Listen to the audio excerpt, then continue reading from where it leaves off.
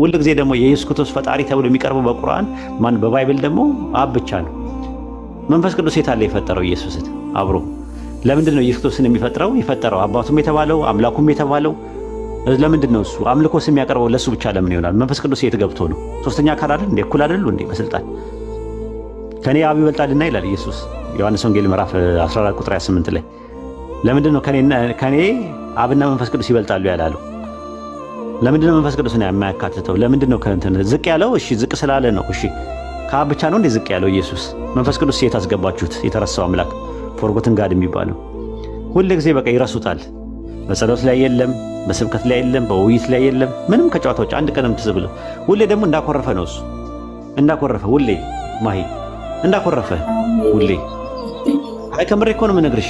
አንድ ቀንም እንኳን ማስጋዳ ምናምን አያቀርቡለትም። አምላክ ሆኖ ቢሆን አምልኮ የሆነ ነገር አይቀርብለትም። አንዱ አላህ በኃያልነቱ ላይ ድክመት የሌለበት፣ በህያውነቱ ላይ ሞት የሌለበት፣ በአንድነቱ ላይ ሁለትነትና ሶስትነት የሌለበት፣ በአምላኩነቱ ላይ ሰው የሌለበት አንድ አምላክ ነው። ይህ አምላክ ትላንትም ዛሬም ወደፊትም የነበረና የሚኖርም ነው። ዘላለማዊ ነው። አምላክ ሞትን ድል ያደርጋል እንጂ ሞት አምላኩን ድል አያደርግም። እንዴ ወገኖች እያስተነተናችሁ እያሰባችሁ እንጂ እንዴት አምላክን ምድርና ሰማይን ዩኒቨርስን ያለምንም ነገር ያለምንም አጋዥ ያቆመውን አምላክ ሞተ እንዴት ትሉናላችሁ? ሞት አምላክን ድል አደረገው እንዴት ትሉናላችሁ? ተፈጣሪ በፈጣሪው ላይ ድል አደረገ ብላችሁ እንዴት ነው የምትነግሩ? በጣም it was weird እኮ ከባድ ነገር ነው አይደለ እንዴ? ምድርና ሰማይን የፈጠረው አንዱ አምላክ ትመጡና ከሴት ማህፀን ተወለደ ትሉናላችሁ። ጌታዬ ጥራት ይገባክ። እንዴት ሆኖ አምላክ ከሴት ማህፀን ፈልቅቆ ወጣ ብላችሁ ትሉናላችሁ? ትላንት ያልነበረ ያልሆነ ኢየሱስ መንገድም ህይወትም ነው። ናም አላልንም፣ እኛ አይደለም ብለን አላልንም። ሁሉም ነብያቶች መንገድ ናቸው። ይህ አንዱ አምላክ የሚያዛቸውን ትእዛዝ የሚሰብኩን ነብያቶች ናቸው፣ መንገድ ናቸው። አዎ ትመጡና ኢየሱስ ክርስቶስ እኮ እናንተ ቅርንጫፎች ናቸው እኔ ግንድ ነኝ አለ። ነዓም ያስተምራል፣ ይናገራል። እስራኤል ሆይ ስማ እግዚአብሔር አምላካችሁ አንድ ያህዌ ነው እያለ ይላል። አዎ እኛም ቅርንጫፎቹ እንከተለዋለን፣ አንድ ያህዌ ነው። ታዲያ እሱ መስበኩ እኔ ግንድ ነኝ ማለቱ የቱ ጋር ነው አምላክ የሚያደርገው? ስጋን ከመለኮት አንነጥልም ትላላችሁ። ሲሰቀል ግን የተሰቀለው መለኮት ሳይሆን ስጋ ነው ትሉናላችሁ። ተራበኩ ብለን ስንላችሁ አይ የተራበው ስጋ ነው እንጂ መለኮት አይደለም ትሉናላችሁ። አረ እንደው እግዚአብሔር ኢየሱስ እኮ እንቅልፍ ወስዶት ነበር ነው የተኛውማ በሰውነቱ እንጂ በአምላክነቱ አይደለም ትሉናላችሁ። እንዴ መተን እኮ መለኮት እኮ ምንም ማያውቅም እንዴ ብለን ስንላችሁ አረ መለኮት እኮ ያውቃል፣ የማያውቀው በሰውነቱ ነው። ለምን? ምክንያቱም ከእኛ እኩል እንዲሆን እንደ ሰው ሆነ፣ እንደ ሰው ስለሆነ ለዛ ነው የማያውቀው። ያ ጀማዓት አልኸይር እንዴ የምትናገሩትን አስቡ እንጂ እንደ ሰው ከሆነ ኢት ሚንስ ከሴት ማህፀን ወጣ፣ ጥርስ አልነበረውም፣ ጥርስ ይወጣለታል፣ ያ ጥርሱ ይወልቃል፣ ያድጋል፣ ጡት ይጠባል፣ እንደ ሰው ምግብ ይበላል። ከምግብ በኋላ ሐማም መሄድ እንዳለ ወይም ደግሞ ባትሩም መጠቀም እንዳለባችሁ ታውቃላችሁ። እንዴት ነው አንድ ቄስ ወላሂ በጣም በቃ ከገረመኝ አምላኬ ለኔ ሲል ሽንት ቤት ገብቶ ተጠቀመ አለ። ሱብሃን የጠራህ ጌታ ነህ። ምን ያህል አምላካችሁን ብታዋርዱት ነው ሽንት ቤት ገብቶ ተጠቀመ ብላችሁ የምትሉት እንዴ? ያ ጀማዓ ይሄ እኮ ውርደት ነው። ወላሂ ብታውቁት በጣም የሚከብድ ውርደት ነው። ምድርና ሰማይን የፈጠረው ያ ብቸኛው ኃያሉ አምላክ ሽንት ቤት ገብቶ ተጠቀመ ማለት በጣም ውርደት ነው። የምትናገሩትን ነገር እወቁ። we didn't say anything። መጽሐፍ ቅዱሱ ኢየሱስ አምላክ ነው አላለም። ኢየሱስ ጌታ ነው፣ ኢየሱስ ጌታ ነው፣ ኢየሱስ ጌታ ነው። ጌትነቱ የተደረገ ጌታ ነው። አምላክ አይልም። ኢየሱስ ክርስቶስ አምላክ ብላችሁ ለምን አልተጠቀማችሁለትም? ለምን ጌታ ነው ትሉናላችሁ? ጌትነቱ የተደረገ ጌትነት ነው። ይህ እናንተ የሰቀላችሁትን እግዚአብሔር ጌታም ክርስቶስም አደረገው። አዎ አድርጎታል። ሙሴን በፈርዖን ላይ ጌታ አድርጎታል።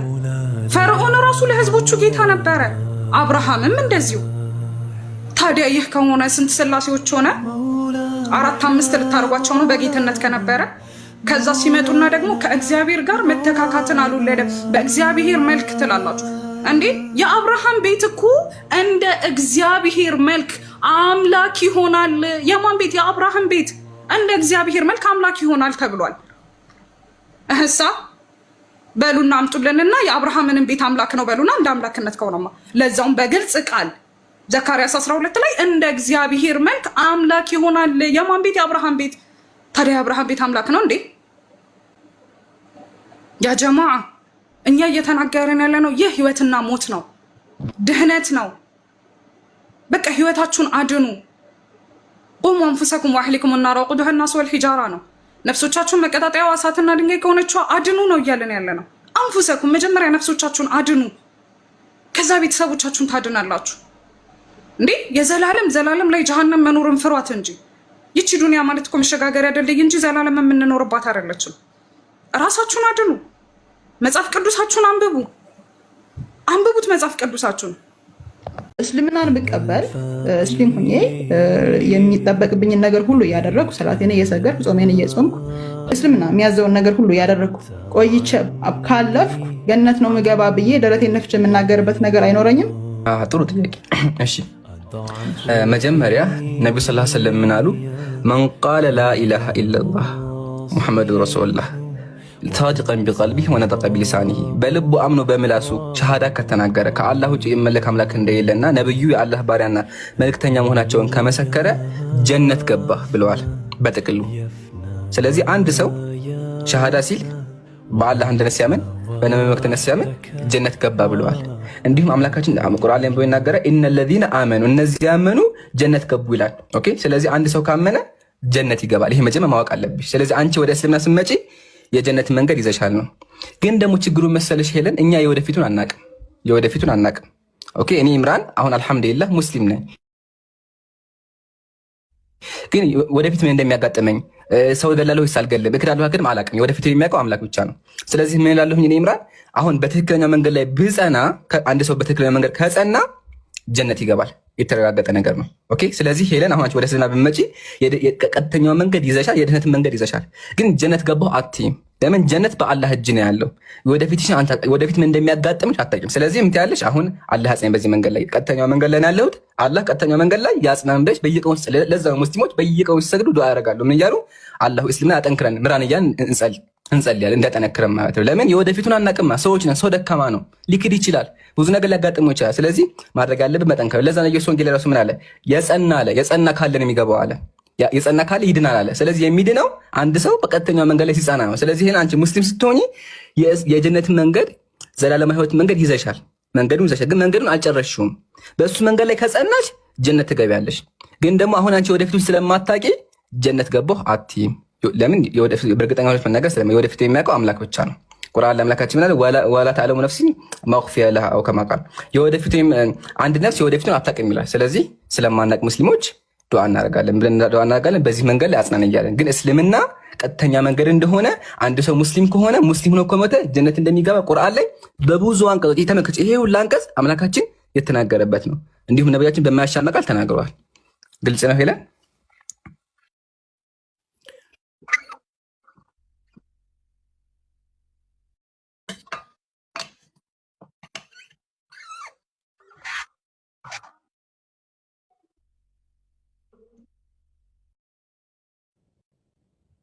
እሺ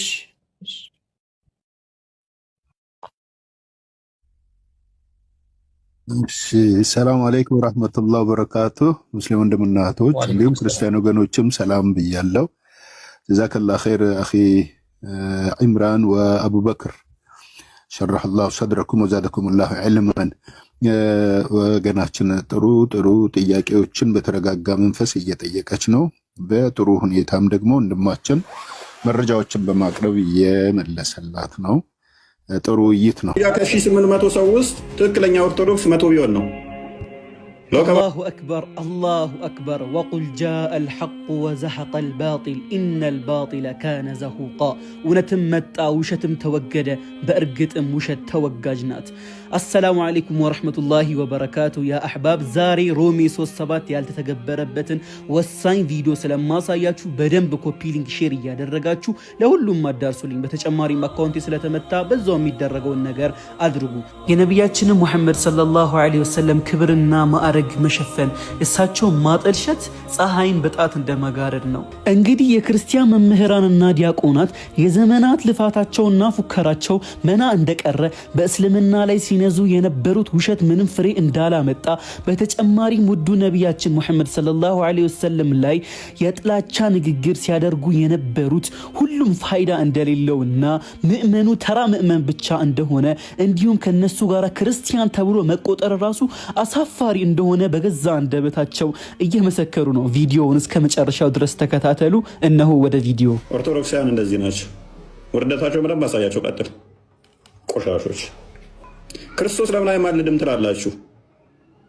ለክርስቶስ እኔ ሙሐመድ ማማልድለት ያለውን ተቀበላችሁ።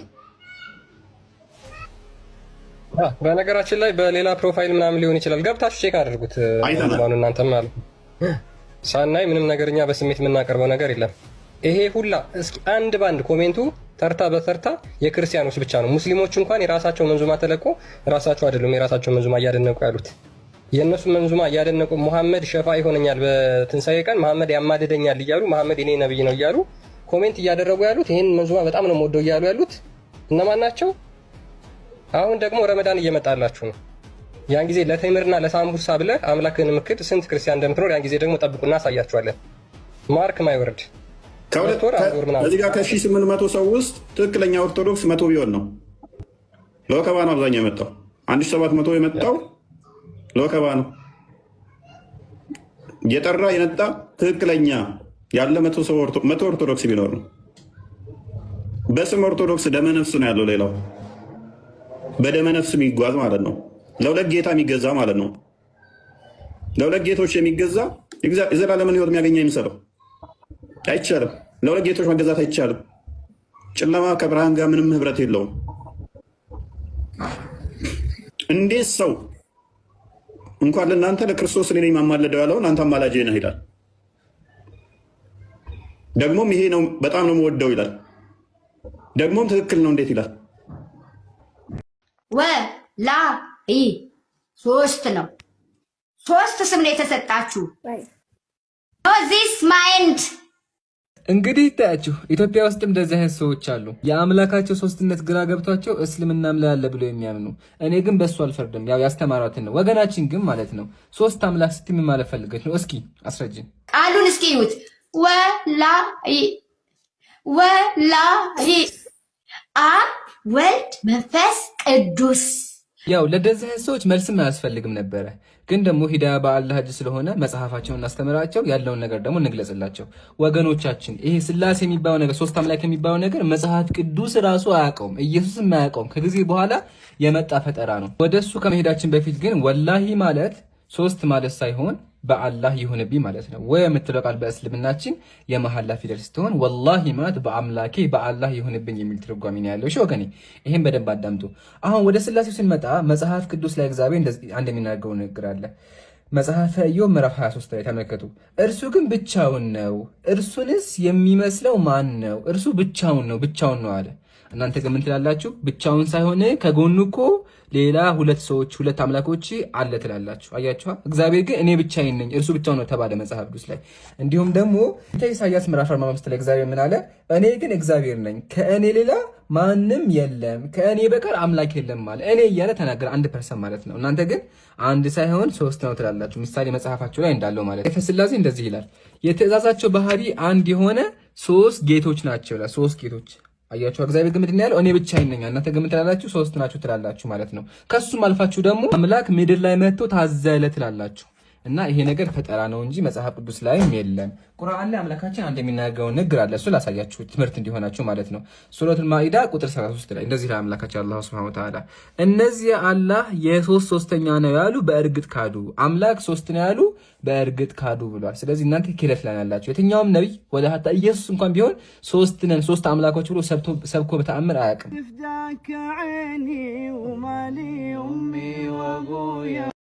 በግልጽ ይነግረናል። አንዱ አምላክ ጸሎት የሚቀበል አምላክ ነው። ስጋ ሁሉ ጸሎትን እንደምትሰማው ወደ አንተ ይመጣል ብሎ መጽሐፍ ቅዱስ ይናገራል። ጸሎትን የሚቀበለው አንዱ አምላክ ነው። ታዲያ ሶስቱ አካላት ጋር ያለው የጸሎት ግንኙነት ምን ይመስላል? ሶስቱ አካላት ሰዎች ከእግዚአብሔር ከዚህ ከስሉሱ አምላክ ጋር በሚኖራቸው የጸሎት ህይወት ውስጥ ያላቸው ሮል ሊኖር ይችላል። ለምሳሌ